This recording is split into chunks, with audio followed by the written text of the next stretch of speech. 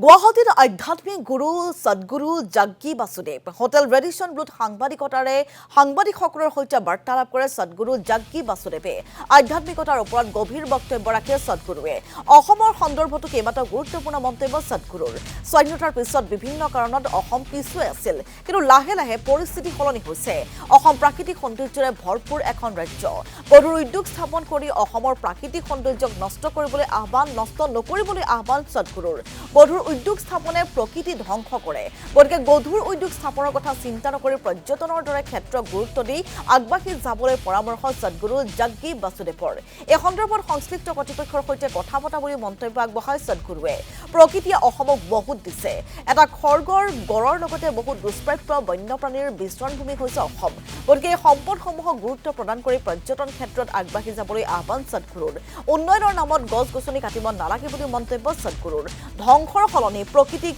আয়ৰ উৎস কৰাৰ আহ্বান বিশেষকৈ অসম ভ্ৰমণ কৰি সন্তুষ্টি প্ৰকাশ কৰিছে সদ্গুৰুৱে ইতিমধ্যে তেওঁ মন্তব্যত উল্লেখ কৰিছে অসমত মটৰ চাইকেল চলাই ঘূৰি ফুৰাৰ হেঁপাহ থাকি গ'ল বুলি মন্তব্য সদ্গুৰুৰ সংস্কৃতি ৰক্ষাৰ বাবে থলুৱা উৎপাদিত সামগ্ৰী ব্যৱহাৰৰ আহ্বান থলুৱা উৎপাদিত সামগ্ৰী ব্যৱহাৰ কৰিলে থলুৱা ব্যৱসায়ীও লাভান্বিত হ'ব বুলি মন্তব্য Sadhguru Jagi বাসুদেৱৰ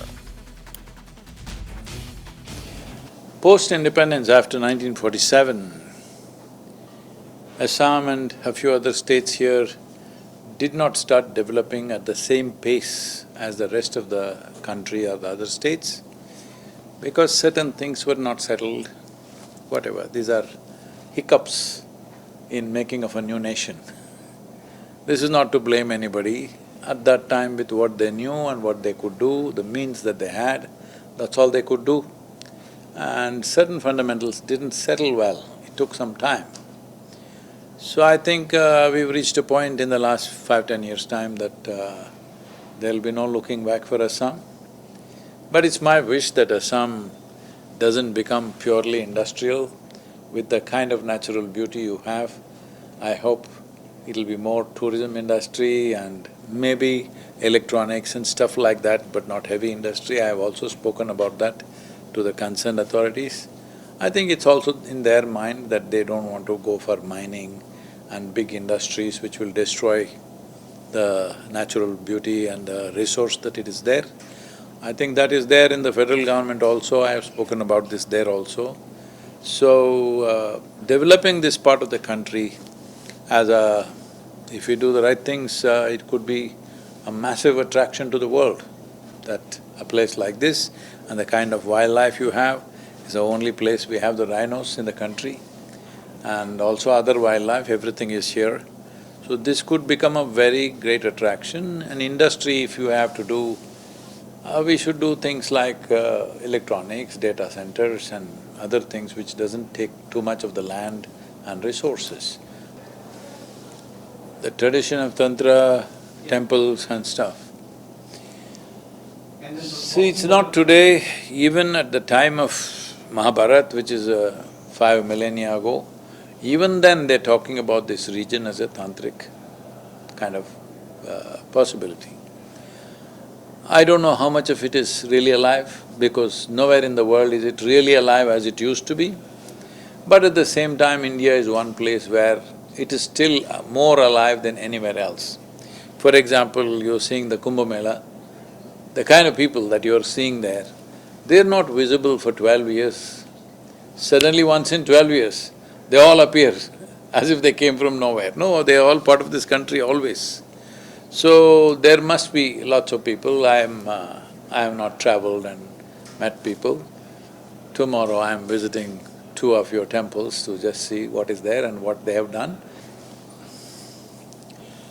See, we are always thinking in terms of protecting life, preserving life. You cannot preserve life, you can only preserve the dead. Life has to be nurtured. If this is alive, well-fed, nurtured, on. You can't preserve this life, isn't it? You can preserve this body after it's dead. So, culture is a living phenomenon. You cannot preserve it, you have to nurture it. If it has to change, it has to change. You must allow it to change, it doesn't matter. Or maybe consciously you must change a few things. But the important thing is, it must be nurturing. People are cut off from their roots means, maybe for some reason, for right or wrong reasons, but for some reason, the roots were not nourishing them, isn't it? Somewhere, we have failed to do that connect. Because of that, people will start putting their roots elsewhere. They're in India, but they want to think and act like they're in America. Because America has become the symbol of success. So it's very important, people seek success, you can't stop that, always. Whatever is successful, they will look up to it. Today, in our minds, it's become like this, success means United States of America. So people, see, you are also wearing blue denims. How to connect you to the roots? Blue denims are American worksman's clothes. And because he's working, it tore here, it tore here, it tore here. So he couldn't replace it, he went around with torn clothes. Today they're buying new pants and tearing it up because they want to look like American, right? So, why? Because it symbolizes success. It's very important that Assam and Bharat as a whole should become a great economic success story. Then you will not hold something else as an ideal. Then you will want to be this. Next time I would like to see you in the dhoti pant. Not that you should not wear this, I'm not against this. My whole youth, I lived in blue denims, all right? But it should not become a must. It's all right to wear anything, but somewhere we must keep what is traditionally there because it's not only about appearance, it is also livelihood for so many artisans. And these are arts which are, nurtured over thousands of years. India is the only country in the world which has 123 distinct types of weaves. See, India has 17.3 or 17.4% of the world's population is in Bharat. But we have only 4% of the land mass. So in the 4% of the land mass, we are fitting in 17+ % of people. So naturally there's a huge pressure on the land. If you allow people tomorrow morning, they will destroy all the forests in Assam and everywhere and build houses because they need it. So managing this without impeding in the progress of people's aspirations, their lifestyles, and still preserving is very important. If that has to happen, the most important thing is, we can't just say preserve the forest, preserve the forest.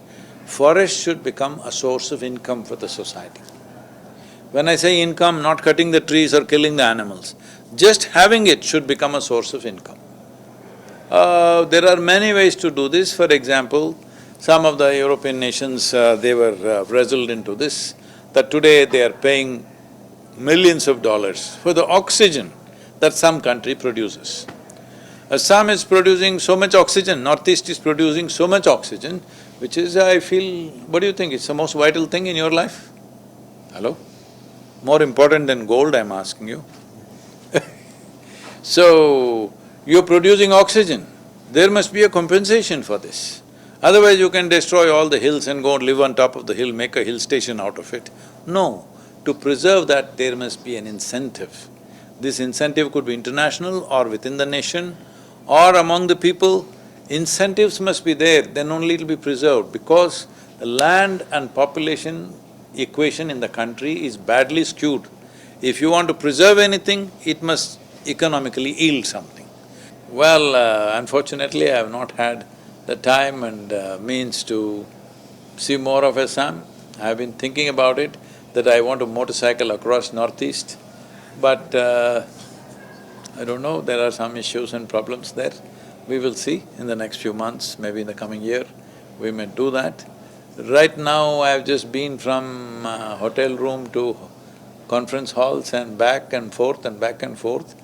Well, Assamese people have been absolutely fantastic with me, but